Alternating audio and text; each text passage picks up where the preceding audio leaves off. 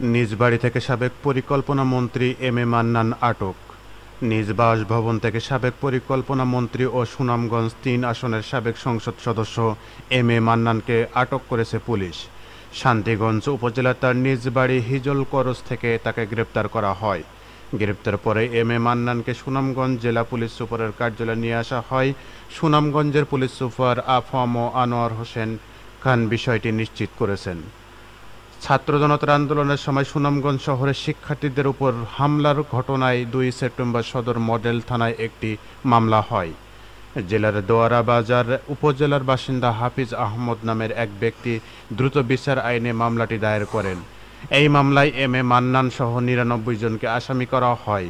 বাদীর ভাই শিক্ষার্থী জহুর আহমদ হামলায় আহত হয়েছিলেন বলে মামলায় উল্লেখ করা হয়েছে। সুনামগঞ্জের পুলিশ সুপার আফম আনোয়ার হোসেন খান বলেন, এম এ মান্নানকে সুনির্দিষ্ট মামলায় গ্রেপ্তার করা হয়েছে। তিনি সদর থানায় পুলিশ হেফাজতে আছেন। ঘটনার বিষয়ে জানতে তাকে আদালতে হাজির করে রিমান্ড চাইবে পুলিশ। ছাত্র জনতার অভ্যুত্থানের মুখে ৫ আগস্ট প্রধানমন্ত্রীর পদত্যাগ করে দেশ ছাড়েন শেখ হাসিনা। এরপর থেকে এখনো পর্যন্ত আওয়ামী লীগ সরকারের মন্ত্রী, সংসদ সদস্য, উপদেষ্টা ও শীর্ষ পর্যায়ের নেতা মিলিয়ে ৩২ জনকে গ্রেপ্তার করা হলো। ঢাবিতে সব ধরনের রাজনীতি বন্ধের সিদ্ধান্ত। ঢাকা বিশ্ববিদ্যালয় ক্যাম্পাসে পরবর্তী নির্দেশ না দেওয়া পর্যন্ত শিক্ষক, শিক্ষার্থী ও কর্মকর্তা কর্মচারীদের সব ধরনের রাজনীতি বন্ধ রাখার সিদ্ধান্ত নেওয়া হয়েছে। ঢাকা বিশ্ববিদ্যালয়ের প্রশাসনিক ভবনের উপাচার্য লাউঞ্জে অনুষ্ঠিত এক জরুরি সিন্ডিকেট সভায় এ সিদ্ধান্ত গ্রহণ করা হয়। সভা শেষ হওয়ার পর এই সিন্ডিকেট সদস্য এ তথ্য নিশ্চিত করেছেন। ওই সিন্ডিকেট সদস্য বলেন, আজ জরুরি সিন্ডিকেট মিটিংয়ে ক্যাম্পাসের ভিতরে পরবর্তী নির্দেশনা না দেওয়া পর্যন্ত ছাত্র, শিক্ষা, কর্মকর্তা কর্মচারীদের সব ধরনের রাজনীতি বন্ধ করার সিদ্ধান্ত হয়েছে। কেউ ক্যাম্পাসের বাইরে রাজনীতি করতে পারবে কিনা জানতে চাইলে তিনি বলেন, এ বিষয়ে কোনো আলোচনা হয়নি। জরুরি এ সিন্ডিকেট সভা সন্ধ্যা ৭টায় শুরু হয়ে রাত ৯টা পর্যন্ত চলে। সিন্ডিকেট শুধু ক্যাম্পাসের রাজনীতি নিষিদ্ধের ব্যাপারে আলোচনা করা হয় বলে জানা যায়। সরকারি ৬ ব্যাংকের এমডি অপসারণ।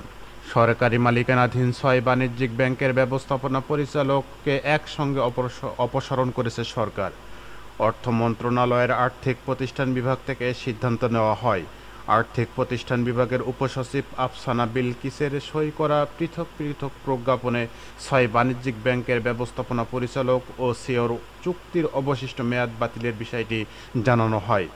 অপসারণ করা ব্যাংক এমডিরা হলেন সোনালী ব্যাংকের এমডি মোহাম্মদ আফজাল করিম, জনতা ব্যাংকের এমডি মোহাম্মদ আব্দুল জব্বার, অগ্রণী ব্যাংকের এমডি মোহাম্মদ মুর্শেদুল কবির, রূপালী ব্যাংকের এমডি মোহাম্মদ জাহাঙ্গীর, বেসিক ব্যাংকের এমডি মোহাম্মদ আনিসুর রহমান ও বাংলাদেশ ডেভেলপমেন্ট ব্যাংকের এমডি মোহাম্মদ হাবিবুর রহমান গাজী। ৬টি ব্যাংকের চেয়ারম্যানকে চিঠি দিয়ে এমডির সঙ্গে সম্পাদিত চুক্তি বাতিলের বিষয়টি জানানো হয়, তবে এখনও তাদের স্থলে নতুন করে ব্যবস্থাপনা পরিচালক নিয়োগ দেওয়া হয়নি। ছাত্রলীগ নেতা হত্যায় জাবির ৮ শিক্ষার্থীর বহিষ্কার, তদন্ত কমিটি গঠন। জাহাঙ্গীরনগর বিশ্ববিদ্যালয়ের সাবেক ছাত্রলীগ নেতা শামীম মোল্লা হত্যার ঘটনায় ৮ শিক্ষার্থীকে সাময়িক বহিষ্কার করেছে বিশ্ববিদ্যালয় প্রশাসন। ঘটনার অধিকতর তদন্তের ৬ সদস্যের কমিটির গঠন করা হয়। বিশ্ববিদ্যালয়ের registrar doctor ABM Azizur Rahman স্বাক্ষরিত পৃথক অফিস আদেশে বিষয়টি জানানো হয়। সাময়িক বহিষ্কৃতরা হলেন বিশ্ববিদ্যালয় সরকার ও রাজনীতি বিভাগের ৪৬ ব্যাচের শিক্ষার্থী মোহাম্মদ রাজন মিয়া, একই বিভাগের ৪৫ ব্যাচের শিক্ষার্থী রাজু আহমদ, ইংরেজি বিভাগের ৫০ ব্যাচের শিক্ষার্থী মোহাম্মদ মাহমুদুল হাসান রাইআন, একই বিভাগের ৪৯ ব্যাচের শিক্ষার্থী হামিদুল সালমান, ইতিহাস বিভাগের ৪৪ ব্যাচের শিক্ষার্থী জুবায়ের আহমেদ, ম্যানেজমেন্ট স্টাডিজ বিভাগের ৪৯ ব্যাচের শিক্ষার্থী Mohammad Atikuzzaman Atik, computer science and engineering বিভাগের ৪৭ ব্যাচের শিক্ষার্থী সোহাগ মিয়া এবং বায়োটেকনোলজি অ্যান্ড জেনেটিক ইঞ্জিনিয়ারিং বিভাগের ৪৯ ব্যাচের শিক্ষার্থী মোহাম্মদ আহসান লাবিব। অফিস আদেশে বলা হয়, ১৮ সেপ্টেম্বর বিশ্ববিদ্যালয়ের ২০০৯-১০ শিক্ষাবর্ষের ৩৯ ব্যাচের শিক্ষার্থী বিভাগের প্রাক্তন শিক্ষার্থী শামীম মোল্লার অনাকাঙ্ক্ষিত মৃত্যুর বিষয়ে প্রক্টোরিয়াল বডির প্রাথমিক প্রতিবেদন অনুযায়ী প্রাথমিকভাবে প্রাপ্ত প্রমাণাদি ভিডিও ফুটেজ ও ফটোগ্রাফ এর উপর ভিত্তি করে ঘটনার সঙ্গে সরাসরি সম্পৃক্ত হয় অভিযুক্ত শিক্ষার্থীদের অপরাধ বিবেচনা করে শাস্তি প্রদান করা হয়েছে। তাদের প্রত্যেককে জাহাঙ্গীরনগর বিশ্ববিদ্যালয়ের ছাত্রছাত্রীদের জন্য শৃঙ্খলা সংক্রান্ত অধ্যাদেশ 2018 এর 3-2 এর গ ধারা অনুযায়ী অপরাহ্ন থেকে বিশ্ববিদ্যালয় হতে সাময়িক বহিষ্কার করা হলো। ব্রিফিংয়ে আসিফ নজরুল, কোনো রকম মব জাস্টিস গ্রহণ করা হবে না, তাৎক্ষণিক ব্যবস্থা।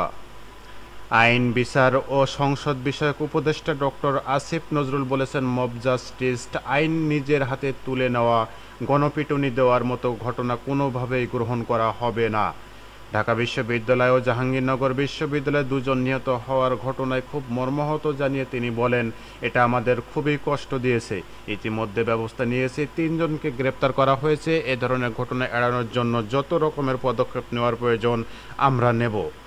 তিনি আরও বলেন, এখানে মব জাস্টিস আইন নিজের হাতে তুলে নেওয়া, গণপিটুনি এগুলো কোনোভাবে গ্রহণ করা হবে না।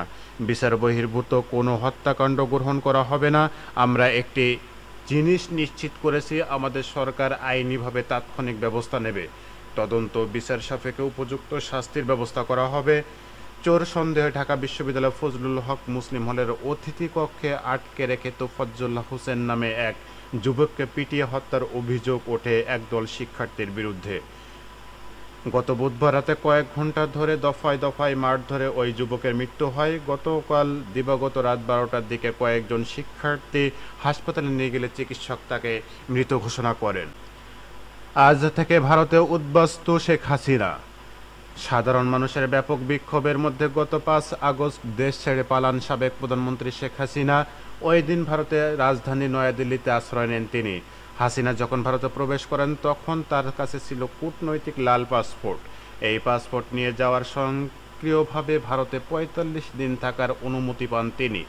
45 দিনের এই মেয়াদ শেষ হচ্ছে। হাসিনার কাছে থাকা কূটনৈতিক পাসপোর্ট ইতিমধ্যে বাতিল করে দিয়েছে অন্তর্বর্তী সরকার।